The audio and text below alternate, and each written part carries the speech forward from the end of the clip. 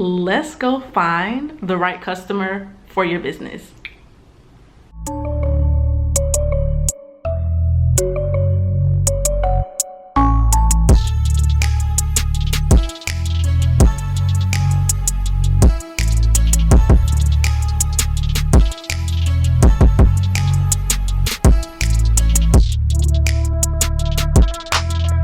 So today is all about how to find your right customer. And I say find because this is actually a question I get quite often in my DMs. People are asking questions like, who is my target audience? How do I find them? How can I find more of my customer online?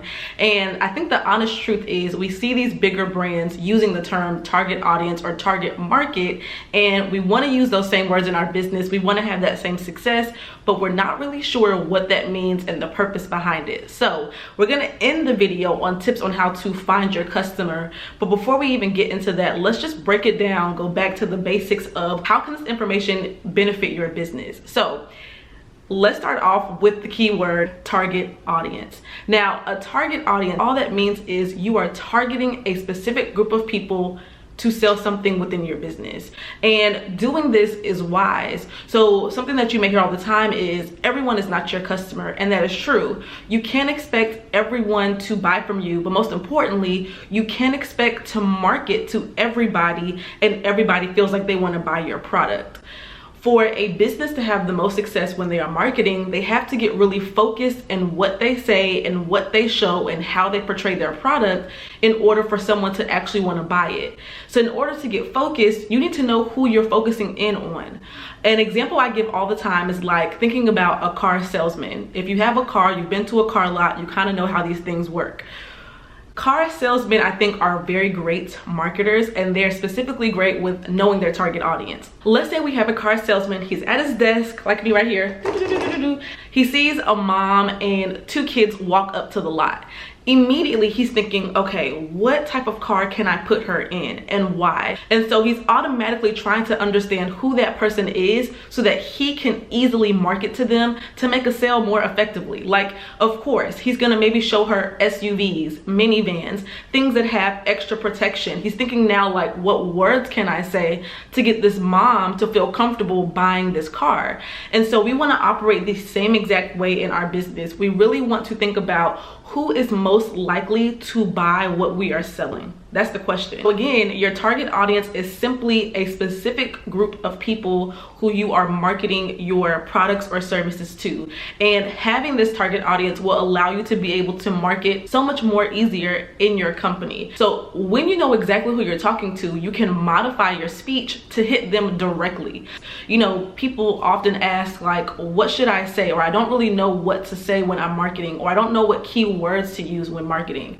When you start with your audience, when you actually define your target audience, your words are going to be what language do they react to. Quite frankly, how you define this is going to be dependent upon your business. So let me give you the two examples from my two businesses. So I have my clothing business and then I have my coaching business. In my clothing business, I'm looking at specifically what I want to sell to my audience. So in my clothing business, I sell faith-based apparel, I sell bold and unique pieces, I sell things that are like brightly colored, I sell those types of things. One of the ways to really define your target audience is to really describe, write down on paper, describe what is it that you're selling. Write out all the descriptors of what you're selling. And so for me in my clothing, again, it's faith-based items, bold pieces, and it's fun pieces, unique, not too trendy. I don't really do trendy stuff like that in my store. And so seeing all these descriptive words, you know, how am I now going to define who my audience is? Who can I really see? And if you were in one of my classes, I would take you through this exercise. I can tell you guys the exercise, you guys can like do it on your own time. But normally I would say like close your eyes and I want you to envision your business. And even if you have an online business, envision that it's actually in person. You have a brick and mortar selling whatever it is that you sell. It can be a product or a service. Now, as you're sitting there watching everybody walk in, who can you see walking into your business? Like, who is that perfect person that you would just love to have as a client or love to have as a customer, who would perfectly fit into the things that you are selling?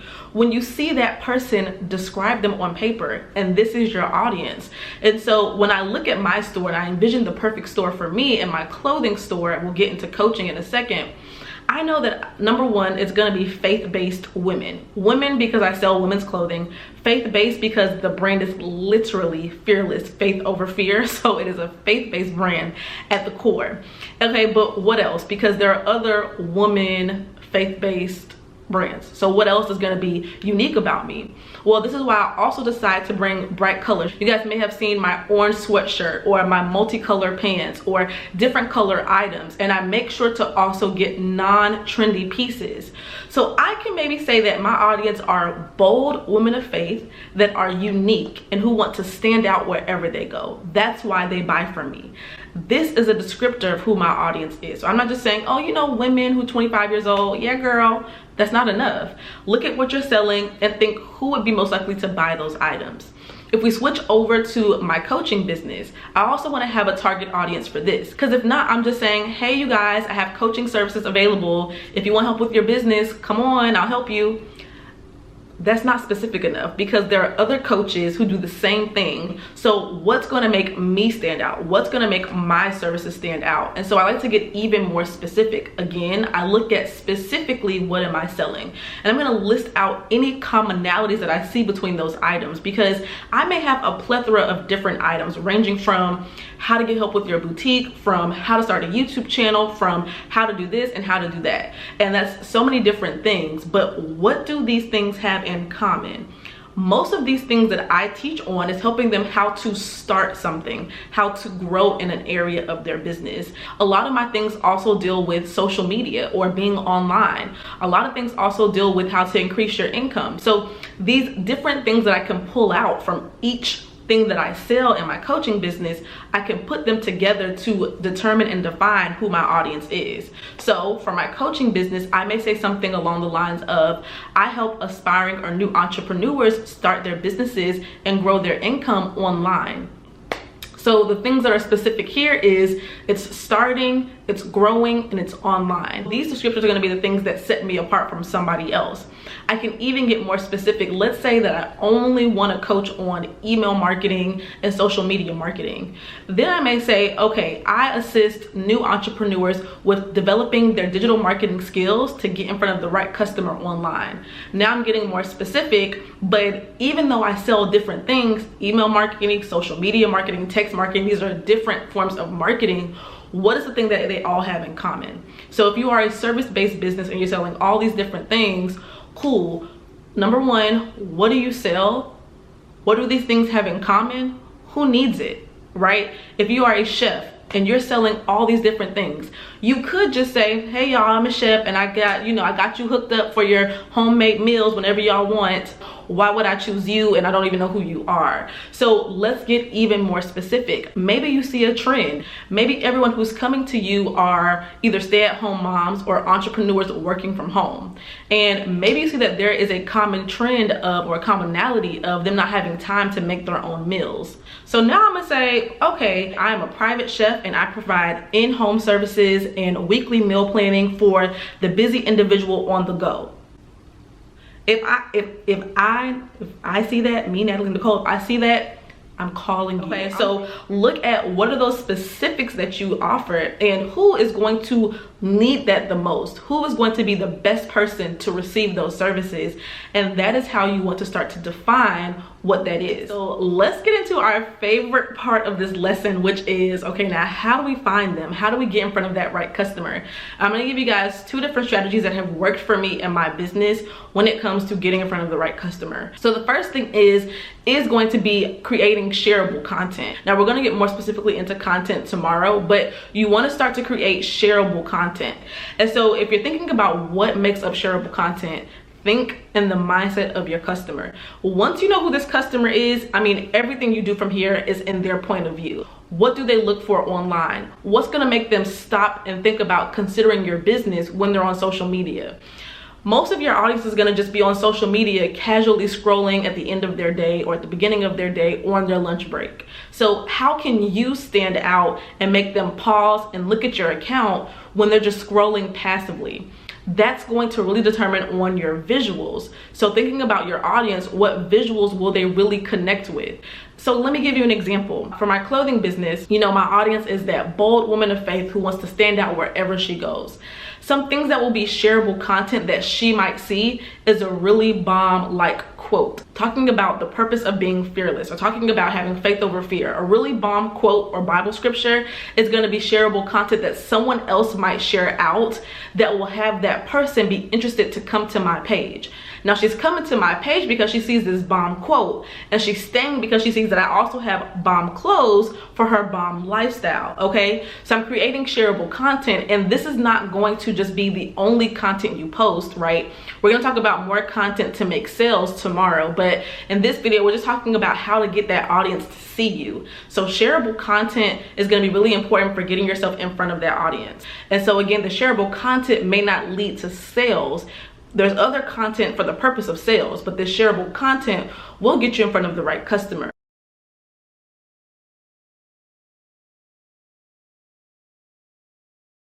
So thinking of, this is why it's important to say, you know, to define your customer further than just saying their gender and their age, because what else do we know about this person? What else can we say on our social media timeline in order for it to be shared out so that they can actually see it and come to our page? For my coaching business, shareable content, you know, is just dropping bomb facts. So if I ever have some of the posts that you guys will see, I get so many shares when I just have a text post. And I'll put an example right here. A text post where I'm just dropping a fact or a business gem. This is gonna be shared out to people who need my services, and those get me so many follows and so many people share that out. Back to the chef example. Shareable content, if you're thinking about who your audience is gonna be, from the example before, busy individuals who are on the go. So shareable content may not be a picture of your food. Shareable content may be maybe showing you living lavishly on the weekend, or it doesn't have to be you physically on the weekend, but make a reel, go out to the pool of your complex and live lavishly on the weekend, and say something along the lines of, we hustle hard all week for an enjoyable weekend. And so this is going to be shared out to your audience. Now someone who's hustling hard all week, who's so busy, may see that, may reshare that, may repost that. They may go to your page for more content like that. Then they see, wait, you a whole chef helping somebody like me? Let me tap into your services. And so you have to think outside of the box when it comes to shareable content, and think, okay, based on who I know my audience is, you have to define who that is first. What type of content would they love to see when they're just randomly scrolling on social media? But it also portrays my brand as well. And this is where shareable content comes in. So it will take you sitting down and brainstorming, but we can do it together if you need help. Just, you know, click the links down below in my bio and all of that. Now, another strategy of getting in front of your right customer is you actively going out and getting in front of them. And this is, of course, with the use of hashtags. I'm gonna drop a little gem right here. You guys can look it up.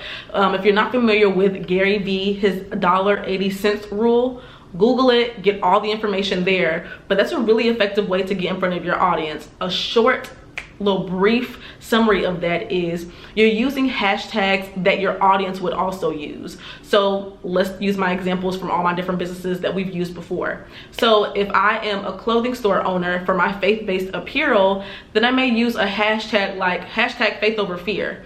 When I search that hashtag, I see different accounts who are also talking about faith over fear. I'm gonna leave a comment on their post because I believe that someone who is in my audience is comment creeping and looking at their comments as well. So it's basically, I'm putting myself in front of my audience. I'll give another example. For my coaching business, I may use hashtag entrepreneurship mindset, right? And I'm gonna search this hashtag on Instagram. I'm gonna pull up a picture, and maybe I see a picture of someone talking about the importance of having a morning routine as an entrepreneur. And in the comments, you may see somebody commenting like, oh my gosh, I need to implement this, or oh my gosh, I love this idea. these are people who are my target audience. So me being wise, I'm gonna get in front of them dropping a little 2 cents. This is what Gary Vee's rule says. I'm gonna drop 2 cents saying like, yes, oh my gosh, as soon as I added a morning routine to my day, my business exploded, my sales increased. And so now I'm leaving this comment. People who are just kind of randomly scrolling through the comments, they see my comment like, oh, this actually worked for her. Let me go to her page. They go to my page and I'm a whole coach. Now they're like, well, let me ask her for advice. And boom, I have another potential client. I hope this video broke down the importance of target audience, having an audience, and the purpose behind it and how to start doing that. Y'all, we cannot sleep on getting our businesses in front of new people. So I want you all to, after this video, choose one of these strategies to work on over the next 24 hours. Whether it's you doing the $1.80 rule or you starting to brainstorm and creating shareable content, it's time to get in front of the right people, because after we get in front of the right people, now we have to work on what do we say to these people to make more sales. So make sure you tune in tomorrow at the same place and we'll get into content for your business. See you guys tomorrow.